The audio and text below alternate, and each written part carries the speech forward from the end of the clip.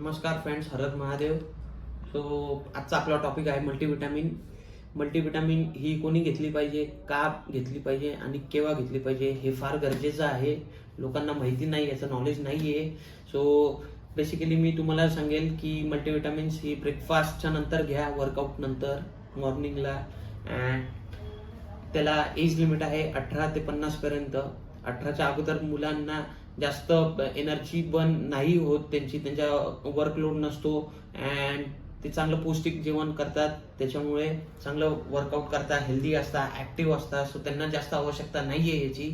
पण 18 to 50 हे age असं आहे की याच्यात वर्कलोड माणसाचा जास्त असतो, स्पेशली फिमेलचा.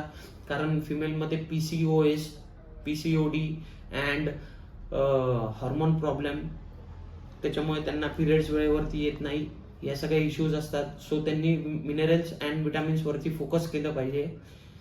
सो हे फिमेल मल्टीविटामिन्स आहे.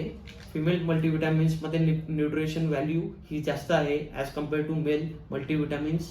याच्यामध्ये कन्फ्यूज होऊ नका.